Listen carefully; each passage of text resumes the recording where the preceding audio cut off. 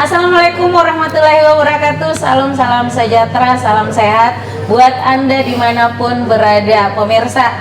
Baik, saya Rawati akan menemani Anda di layar kaca Anda di para kita iNews Jayapura. Baik, saya tidak sendiri pemirsa hari ini.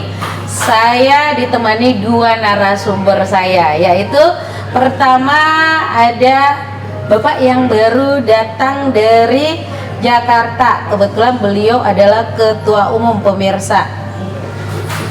Di sini ada Bapak Insinyur Haji Buhari Kahar Musakar MM. Beliau selaku ketua umum PB KKLR. Baik, di samping Bapak, selamat siang. Ya, selamat siang pemirsa. Ya, di sampingnya ada Dr. Andes Samsudin MM, Ketua terpilih KKLR Provinsi Papua. Selamat siang, Pak. Selamat siang, salam. Assalamualaikum warahmatullahi wabarakatuh. Bisa semuanya. Iya, baik pemirsa, saya akan menemani Anda 30 menit di layar kaca Anda. Dan saat ini saya akan memulai pertanyaan saya. Mungkin pemirsa ya, jangan kemana-mana, selalu tonton iNews Jayapura. Baik, sebelumnya saya ke Pak Samsudin dulu. Sebelum saya ke Pak Samsudin, saya akan ke Pak Buhari. Mungkin saya dapat informasi hari ini mungkin Bapak baru kali ini ya menginjakkan kakinya di tanah Papua ini.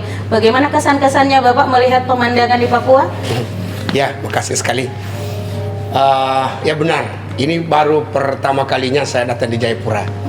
Dan sebenarnya terus terang sekarang ini kita malah masih suasana COVID ya. Artinya betul. Sejak COVID itu malah saya ke Jakarta pun itu merem. Ya, tapi kali ini ada acara kerukunan keluarga raya di Papua. Ini akhirnya saya pilih ke sini. Ya, dengan segala kewaspadaan untuk COVID saya ke sini. Dan alhamdulillah saya kemarin sampai malam jalan-jalan di Jayapura. Ini luar biasa loh Jayapura. Jadi bukan hanya ternyata Jayapura ini Papua secara umum ya, dengan potensi tambangnya itulah. Ternyata khusus kota Jayapura ini mengandung punya potensi wisata yang luar biasa. Itu yang di daerah ketinggian tadi malam, Basam, kita pergi. Itu pengalaman saya pas seperti suatu di Hong Kong. Di Hong Kong itu ada namanya Highland. Ya, di atas itu, di atas ketinggian itu dilihat ke bawah itu. Hong Kong daratan ini kok bisa diciptakan seperti ini? Karena ada kemiripannya. Ada teluknya. Ada teluknya, baru kemudian ya dia punya bibir pantai saya lihat ini ombaknya tidak ngamuk. Itu potensi yang jangan diabaikan. Ya, tadi juga saya sudah sampaikan Pak Wakil Wali Kota. Jangan dibiarkan loh, ini potensi sekali. Ya, betul. Ya, itu kesan saya Jayapura luar biasa. Iya, pemirsa, saya akan ke Pak Samsudin. Pak Sam, tadi baru kita melihat secara langsung terkait pelantikannya. Nah, kira-kira bagaimana? Ada program-program khusus mungkin untuk 5 tahun ke depan? Silakan, Pak.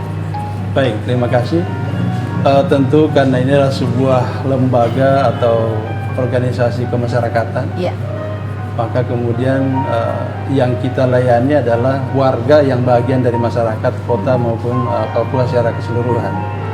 Nah, dalam melakukan pelayanan ini tentu kita akan melakukan beberapa tahapan yang akan kita tuangkan dalam program kerja. Yang pertama, paling tidak kita harus melakukan pendataan agar seluruh warga kita yang ada di Papua itu bisa terdata secara baik.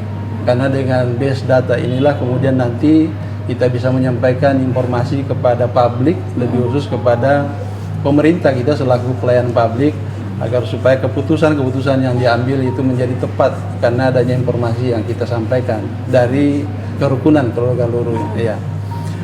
Yang kedua tentu kita di Papua, khususnya di kota ini juga berdampingan dengan saudara-saudara kita di berbagai pelosok yang hadir di Papua ini, sehingga kemudian tadi Pak Wakil menyampaikan bahwa Jayapura dan Papua ini adalah miniaturnya Indonesia.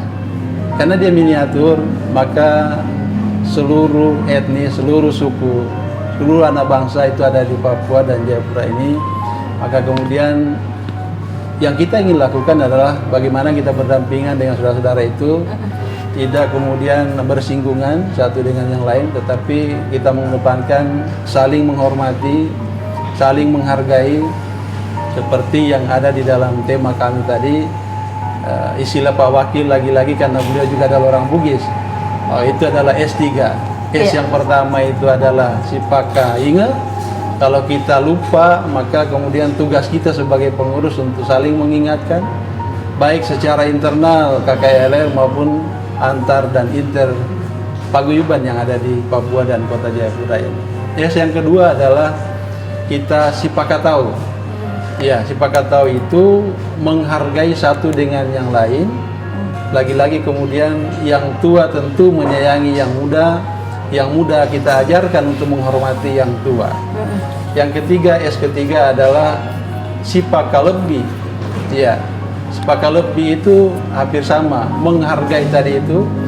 Jadi kemudian kalau itu sudah kita implementasikan dalam program kerja kita, maka kehadiran kita di Papua dan Kota Jayapura bukan menjadi soal dan problema untuk pemerintah, tetapi kita mencoba hadir untuk membangun bersama-sama dengan masyarakat lain untuk mensukseskan program visi pemerintah kita di mana kita berdiam di sini.